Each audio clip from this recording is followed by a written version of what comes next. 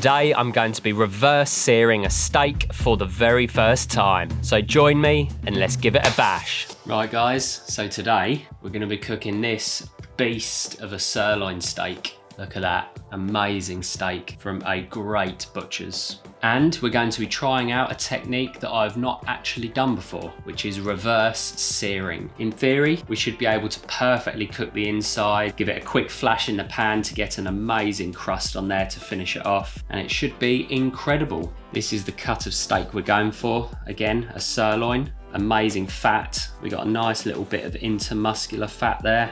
This should be incredible. We're going for perfection today. So an essential tool for this one is a heat probe. We're going to be probing this steak, I'd say every 10 minutes roughly. And we're going to get this to an internal temperature of 40 to 42 degrees. And then once we're done with that, it's going to come out of the oven and then straight into a very hot pan where we're going to render down a bit of that fat and then get a great crust on the outside. We're going for medium rare, which is, I don't know, roughly 52 to 56, give or take. But we're gonna pull it early because it's gonna be in the pan for a couple of minutes, so it'll come up a little bit in temperature. And then we're gonna give this a good 10-minute rest, 10 to 12 minutes, just so it is absolutely perfect.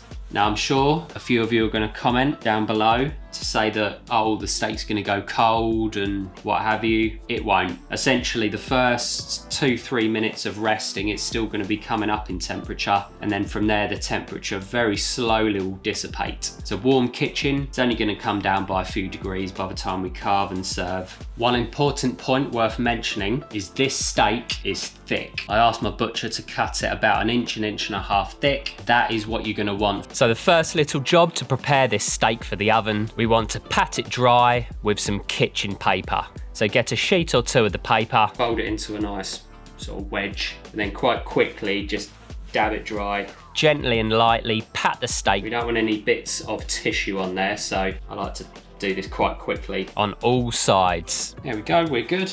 To make sure we have everything ready to go, you want to pop a frying pan onto the hob. So this is ready for the oven. As soon as that steak is out of the oven, we want it straight in that pan. And so take your steak, give it a little splash of olive oil, rub the oil into the steak, and then we want to liberally season with some fine salt. This is a big beast of a steak, so be quite generous with your seasoning. No pepper at this point. We're going to finish the steak with some pepper. So rub the steak in all of that seasoning, and then we're ready to pop this into the oven, which I've preheated to 120 degrees, nice and low. Right, there we go. Our steak is in the oven. We've set it to 120 degrees. It's been preheated, and so that is gonna sit in there for probably close to half an hour by the time we're done. But what we're gonna do is check it every 5-10 minutes. Turn it every 5, heat probe it after about 10 minutes, just so we're keeping a very, very close eye. And we're looking to get this to an internal temperature of between 40 and 43 degrees at most. Should be an incredible steak. So that's 7 minutes. The reason I'm turning the steak a few times is just to keep everything even. It probably doesn't make a massive amount of difference, but I want to take every precaution in this one. This method is great for control. You can slowly bring the necessary heat into the steak to get it to the temperature you want. 15 minutes in, let's have a look. You honestly want to invest in a heat probe. Really, really great bit of kit for the kitchen. So we've turned it again. Just gonna give it a quick cheeky probe, see how we're getting on. Use your skills, of course, touch, taste, but you want to bolster these up with a little bit of science at the same time. You want to know exactly what's going on. So 30 degrees. So we're going to bring it up another 10 over the next sort of 10-15 minutes or so, and then it's going to be ready to be seared to get an amazing caramelization and the most incredible crust. Delicious. So after 15 minutes, we're up to 30 degrees. So another 10 to 15 minutes to get this to about 40, and we're good to go. There we go, so that's 21 minutes that this beast has been in the oven. There we go. 33 degrees, so we're well on our way now.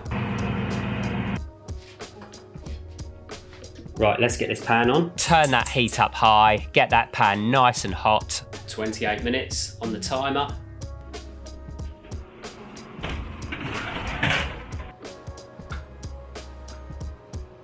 Bosh, there we go. That is now 40 degrees, so we're gonna sear this off in the pan.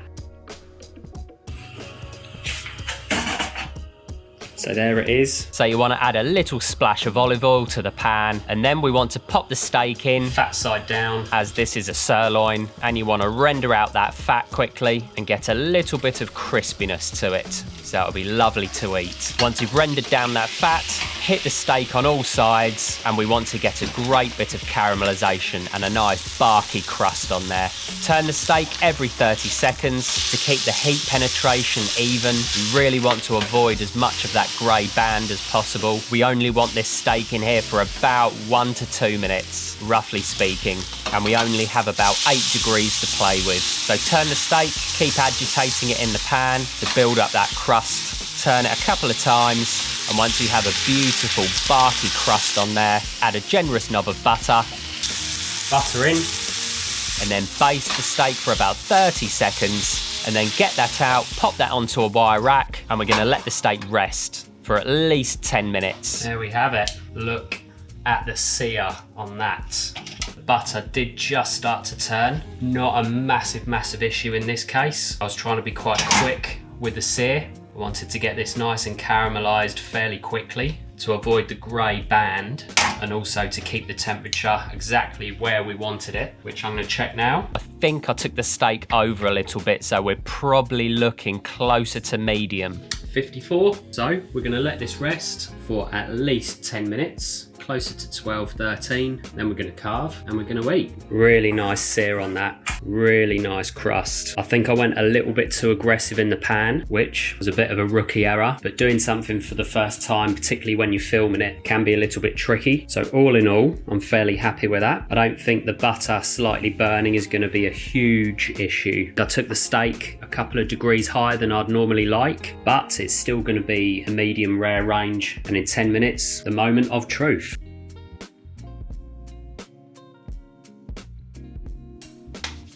Right guys, so here we go. It's been resting for about 10 to 12 minutes. Awesome caramelization. That fat looks like that's got a nice bit of crisp on there. This video is essentially me just documenting my first attempt at reverse sear. So all in all, I'm happy at the moment, but the truth will be when we carve this bad boy up, and then I'll do a video in the future implementing the improvements and the things I've learned to get a perfect reverse sear steak.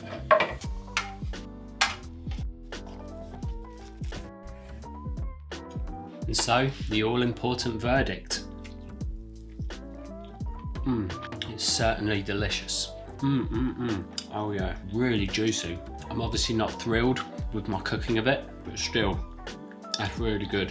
Next time, I'm gonna avoid the grey banding by having a slightly lower temperature in the pan. It was in there 2 minutes too long, maybe 1 minute too long, but I mean still, that's really good. Would I turn it away if I ordered medium rare and I was in a restaurant? Probably.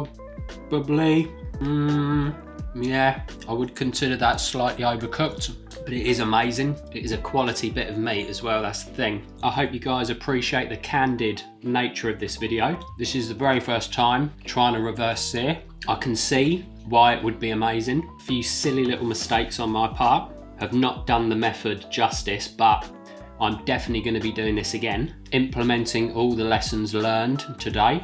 I'll film it, I'll make sure I keep you guys posted. It is delicious. So the takeaway, I think, for you guys would be to reverse sear, to give it a go. I can tell it's a great method. The grey banding is quite mild around the edges, and that was definitely down to the last few minutes in the pan. Just literally flash it in the pan, just get that crust on there and get it out to rest. These are the trials and tribulations of filming yourself cook. It is what it is. Like and subscribe, and I'll see you next time.